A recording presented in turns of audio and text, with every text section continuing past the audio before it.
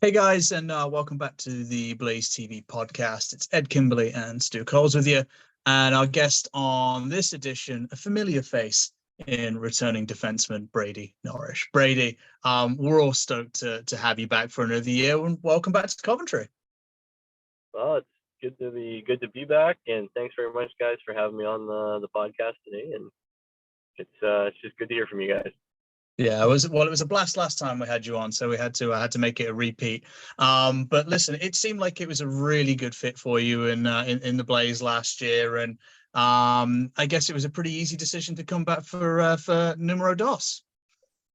Yeah, it was definitely a no-brainer. We had such a good year last year with a lot of good guys, and it's a very comfortable fit. There's good people all around you, and when that kind of happens, it makes it easy to succeed and have a good year. And so we were able to do that last year, and hopefully we're able to do that again this year. Yeah, fingers crossed. The funny thing is, we were only talking about you just a couple of weeks ago. We had Xander on, and he was saying, "Oh, I'm trying to get Brady to pull his finger out and get his deal done." And all jokes aside, though, having someone around like Xander in that room, someone you know pretty well as you're playing college together, that just sweetens things, doesn't it? It really does. Yeah, he's Xander. You guys know who Xander is. He's a good character guy, and he's a good guy that you want to have on and off the ice. I can't say enough good things about that guy, and I'm sure he wants me to, but I won't go into too much detail. But it's really nice to have him out there, and we do lots of traveling together too, and we can. So just to have him out there is pretty special, that's for sure. Especially when you played with him in college. He was my D partner in college. Yeah, it's just nice to see familiar faces when you come back. Just as Yeah, I know. just as all the guys are turning to. Oh yeah, and when you have a really good season and you have a really good team, I think you've probably experienced this before. It can be really hard to retain a good core. Guys get attractive offers elsewhere. They think, what, I want to go out on a high. And the D core last year was superb, and keeping 50% of it yourself, Cougs and Clemmo, that's pretty good going. And in terms of that D group, what about it do you think gelled so well? Because it just seemed to hit the ground running pretty much. Well, I think just from last year, I think just Stu brought in a good crew at D, and he was able to make lines fit and make it work. And other than that, it just goes down to guys not really being too selfish or anything like that, and really just being an all for the boys. And then it just comes down to good guys back there, and we were able to mesh well. It really didn't matter what was going on. We all seemed to get along, and that's really what you want at the end of the day, is six guys who are really just willing to go out there and do what it takes every night to get the W. For sure. You said there that you were with good guys. You were largely paired with Nathaniel Halbert, who is a character, to put it mildly. I was excluding him when I said good guys, but that's okay. We don't worry about that. No, jokes aside, it was a good crew that you wanted to be a part of. Sometimes you're up a few, or whether you're down a few, it was still the same attitude, no matter where you were in the situation. And so that just made it easier to go along. You come off the bench and guys are smiling. Maybe something funny happened out there, or whatever, or something serious happened. Either way, it was generally it was a good job, buddy, or not too bad, we'll get him again, sort of thing. And so it made it for an easy year, and it went pretty smoothly back there. How easy is it to kind of flip between defensive partners? Like you'll end up with one guy over the course of a season, but then whatever situations arise during the game, how easy is it for you to kind of sort of just change who you're playing with and make that work? Well, with a crew like that last year, it was actually pretty easy. After a month or so, you kind of get an identity or the sense of identity for each guy, and who's good at what, and who likes to do this and who likes to do that. And so, for example, Halby went down last year for a little while, and so I spent some time with a lot of different guys, but I'll pick on Cougs for one, and I just know what he excels in, and so you adapt to what he's better at, and he moves the puck really well. So you just try and find an open lane for him, and then that way he's excelling and I'm excelling too. So he was actually an easy guy to do, just because I had played with him at college level as well, and so I already knew the type of game that he had. So that was easy, and for the other guys, it was pretty much the same. After a month, you know what they're where their strengths are, and you try and adapt to those strengths. And with the crew that we had, it made it very easy. Last year was your first season in Coventry, and it was a very defense heavy captaincy group. I mean, you had the A, and it's not an unfamiliar experience for you because you've had letters elsewhere. What was it like being an A amongst all those other defensemen in that room last year? I was very fortunate to be able to, given the honor to be able to wear a letter. And I know just as much as everybody else, we were all very honored to be able to do that. And yeah, I think it was the back end that ended up having them, coincidentally. You don't think about it too much. You don't really need anything on your chest just to be able to say something or to lead or anything like that. We had a lot of leadership up front where they didn't need that letter present on their jersey. We listened to them when they spoke, and guys like Karan, when he says something, you make sure you listen. He's a good veteran guy. He's a good hockey player, and he'd been there a long time, so he knew the game pretty well. And it doesn't always show on a letter who needs to say that or who doesn't need to say that. But it's very humbling for sure. Yeah, I one other thing is, was last season the first time that you've played against a former team? I couldn't quite make it out from your bio because it looked like you'd stayed in places for a long time and never sort of played for more than one team in a league. So was it last year? I actually thought about that as well, and that was actually the first time that I had ended up playing against a team that I had originally played on, and I really didn't think too much of it. I think it just tends to happen as you get a little bit older in your career. I think that's just the way that the pro level is. You really just never know what's going to happen, and there can be a lot of turnover, and it's a lot of it can be contract based sometimes. So no, I didn't think too much of it, but yeah, it was funny. That wasn't the first time I had to face a jersey that I had worn before. It's not uncommon to play against players who you've played with before because people move, there's trades, particularly in North American hockey, it moves around. But, maybe entering in that building in Nottingham for the first time as an away player, was it kind of a strange feeling to sort of have that happen? Yeah, it was maybe a little strange. Off the get-go, maybe the first day, but at the end of the day, it's you just follow the flow of the game, get out there, and you still got a job to do and that sort of thing. But it's Nottingham, and they have a nice facility, right? So at the end of the day, you kind of get caught up in the atmosphere and the flow of everything, and then it's just I'm ablaze. And your play last year, from an individual perspective, second season in the league, more goals, more assists, better plus minus, etc., etc. How do you rate your play? From moving from Elite League season 1 to season 2. I don't like to bicker about the Nottingham season too much, just because it was a really up and down year for a lot of different reasons. But to kind of get that fresh start in Coventry was pretty nice. And talking to Stu the second year going in there, it just sounded like it was a lot better fit. So he made it a comfortable transition, as well as all those guys in that room. And when you're in a comfortable spot and you don't have to face maybe as much adversity as you maybe did in Nottingham, you're in a situation to excel. And Stu really was able to do that for me, and I was able to have a little bit better year. Yeah, I think in terms of being comfortable as a Blaze, I think that was evident. But one of the jobs that you excelled at was making very uncomfortable for guys on the other team. I can't remember. I think it was maybe the first cup game or the first league game, the first game at home that mattered. You laid a guy out in the zone. He'd come down the boards on your side. He'd dump the puck in. You had the time and you hit him. The room just shook, and the noise was crazy. You must have fell off the sky, fed off that, and just felt it when you laid a guy out like that, because it was great to see the fans respond in that way.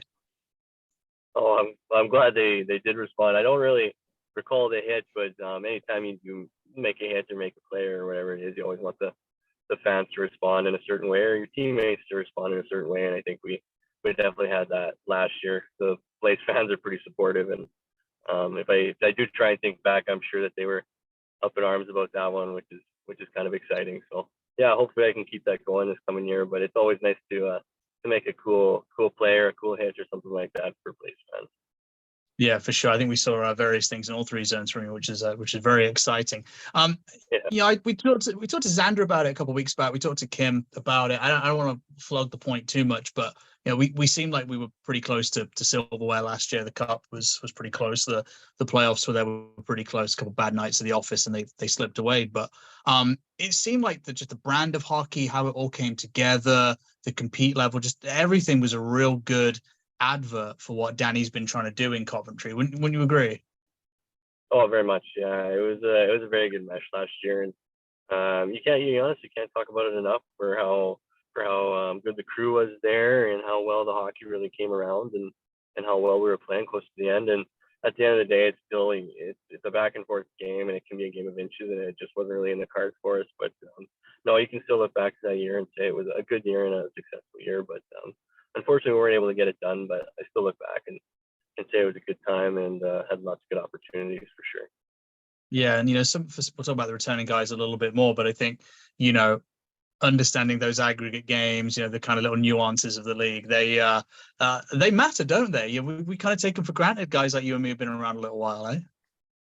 Yeah, those little things add up sometimes, but we definitely take them for granted a little bit.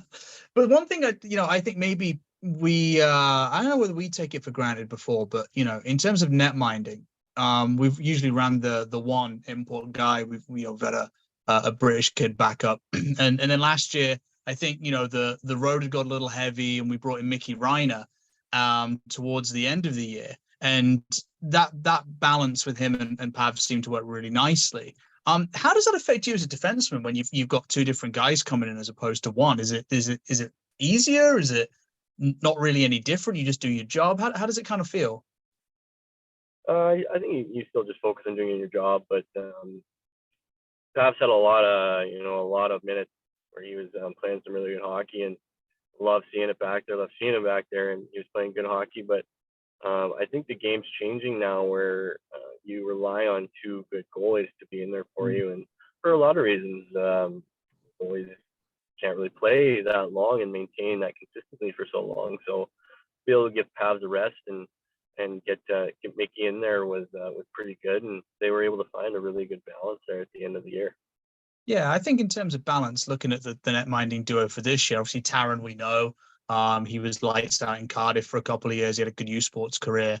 Has that veteran kind of presence between the pipes, and Nolan Kent coming out of NCAA looks like a really hungry kid who's going to really battle in there. That looks like a really good balance of a guy that's got a few more miles on the clock and a guy that's just starting out in the pro game. Yeah, I think so. I think it'll be a very good balance. Taron's obviously a veteran guy, and Kent coming into his first year pro. It'll be fun. It'll be exciting to see them stop the pucks back there. And I was actually talking to Taron today. We're going to try and get some ice time here in Saskatoon. He lives a little further north than I do, but I'm hoping we can make something work. And yeah, it's just nice to have two structured goalies back there who can play the puck well and keeps the rubber out of the net. That's for sure. And going into it, it's all good for Will as well, where he can learn a little bit from these older guys that are coming in. Yeah, for sure. Stu. Yeah, that's a really good point. It's not just planning for next season, but the future as well.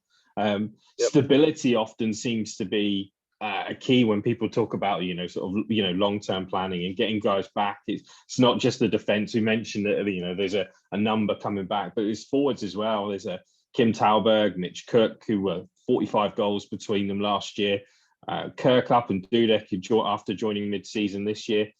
How important do you think that familiarity is as a group, but also familiarity with the league as well? Because the elite league's a little bit different to everywhere else.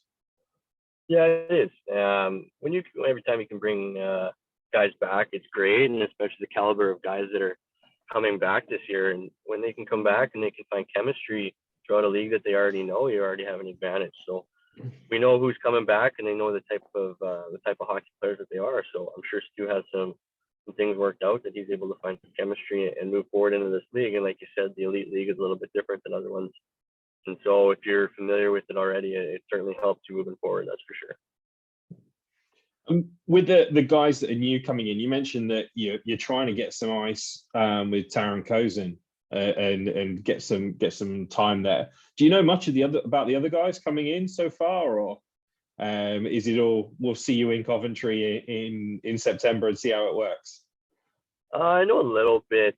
Ian McNulty, I played a lot of hockey against. Actually, ended up meeting him through friends long time ago. But solid dude, and it's going to be nice to play with him instead of against him for once. So looking forward to that, and yeah, definitely looking forward to that. And then just seeing all the guys again that we had there last year. It'll be nice to finally get over there and get measuring with everybody and pass the buck around a little bit. One thing that stands out when I was going through the roster is the age of the group. It looks like the Blaze is a little bit younger this year. The average age now is it's dropped from where it was about 28 to just under 26 now. Do you think that will make a difference, or there's still enough experience around in the team? I think it can be important to find the right mix of veteran experience and young guys. Like actually, I played with Jack Hopkins as well in Nottingham, so it's kind of exciting to have him over too. And he's a good young little player, full of energy and a lot more energy than I have these days sometimes. So maybe I can give him the puck and watch him go to work. So it'll be nice to have the nice mix of veteran experience and the young guys. I don't really look at it too much just because young guys coming out of college, whether they're 24, 23, 25, they have the maturity level to be able to succeed at the pro level. But certainly some experience in the league helps as well. Certainly players who would come out sort of 24, 25 and maybe a few years back would look across the ice at Ross Venus and see a 10-year veteran looking at them. The guy was playing for a very long time, so sometimes the age isn't always there. Yep. If you look at across the league, it looks like the standard is going up a notch again. Do you kind of look at that and think, this is going to be great. The competition's going to be there night in, night out. It's going to be great to play in. What a league that is, how it's growing. Yeah, it's really exciting. You want to, amongst all the teams, you want to have wins here, losses there. You don't want to have the same, let's use the big four winning every night. You want to have a little bit of diversity throughout the league, and it makes it competitive and fun. And all these teams are bringing in some pretty good hockey players now, and that's what you want to be a part of. You want to be a part of good hockey, and you want to play that good hockey. And I think it's definitely going in the right direction for sure. Yeah, for sure. I think, it's weird that it's a couple of years in the rearview mirror, but it's great how well the league as a whole has kind of rebounded after COVID, because I think that got everyone's back up a little bit worried about what was going to happen. So it's nice that the Elite League is hitting its stride. Yeah, absolutely. You want to see it, and it makes fun for fans. Think about watching good hockey. Brady Norrish, how are you going to spend the rest of the summer, buddy? Because it's only a few weeks now until you'll be packing the old suitcase up and hopping on a flight. I'm going to try and stay in shape to keep Stu happy, keep him off my back for when I get there, and then see if I can get the crop off. That's about it. Yeah, I don't think we have to worry about you coming in anything other than great shape, Brady. I remember, did you live with Quincy last year? Because I seem to remember you guys strolling in for one of the preseason games next to each other. And Quincy's a pretty stocky guy. And then there was yourself. I was like, okay, you've been lifting heavy in the summer. I'm trying not to disappoint you guys. That's true. Attaboy, we appreciate that, Brady, and we appreciate you putting some time aside as always to come and speak to us here on Blaze TV. Thanks for taking the time, guys. It was really good to chat with you. All right, guys. Once again, from everybody here on Blaze TV, it's been an honor and a privilege, and we'll see you all soon. Take care for now.